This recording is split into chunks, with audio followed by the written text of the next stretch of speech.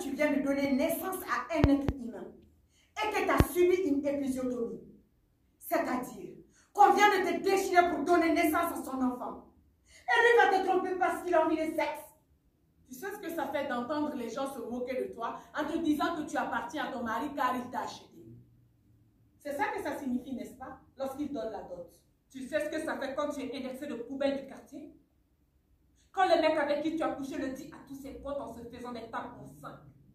Poubelle du quartier. Alors d'où vient ma soumission? D'aussi loin que je me souvienne, je n'ai jamais vu mon père lever la main ni la voix sur ma mère. Alors d'où vient ma peur? D'où vient ma soumission? D'où vient ma peur si ce n'est de ma propre faiblesse, ma propre lâcheté, ma propre peur à dire, à penser par moi-même, à vouloir? Pouvoir du panier. Au nom de toutes celles.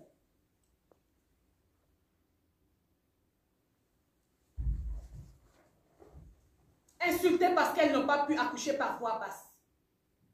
Traitées de lâches et de paresseuses parce qu'elles ont accouché par césarienne. Traitées de salopes parce qu'elles ont une vie sexuelle épanouie. Femmes poussées au mariage sous le poids de la famille et de la société, qui doivent user de toutes les stratégies possibles pour garder leur mari, car c'est leur boulot de les garder. Femmes qui doivent se cacher pour dire ce qu'elles pensent. Au nom de toutes celles qui doivent se battre contre d'autres femmes dont les cerveaux ont été endoctrinés, qui rêvent d'indépendance, qui rêvent, celles dont on a abusé et qu'on a réduit au silence parce que les victimes deviennent les coupables et les coupables les victimes. Celles qui ont des désirs, des envies, des aspirations, des idées, un cerveau, un cœur. Toutes celles qui réclament des tampons hygiéniques et des serviettes hygiéniques moins dangereux pour la santé. Qui exigent des congés maternité qui n'impactent pas sur leur salaire. Qui exigent de la justice de les écouter et de leur faire justice. Qui exigent les mêmes libertés de circulation et de vie dans la société. Qui exigent de leur mari d'apprendre à cuisiner. Parce qu'à partir de 8 mois de grossesse, elles sont fatiguées de respirer la fumée de la cuisine. Fatiguées de rester trop longtemps debout ou assises. Celles qui exigent que le corps énorme de la région. Sois une femme, une vraie, sois une femme. Ngango konani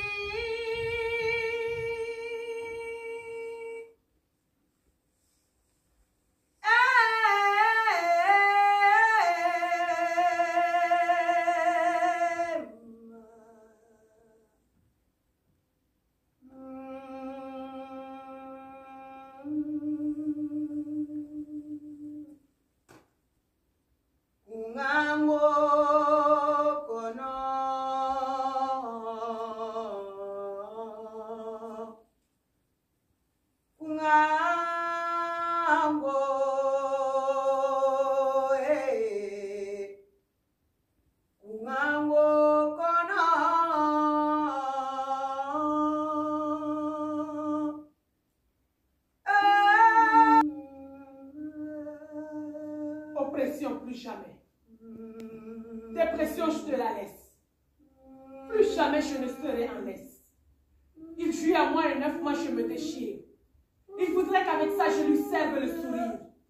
Mais moi, je veux la douceur, les caresses et surtout jouir. L'amour, le respect et mon mot à dire.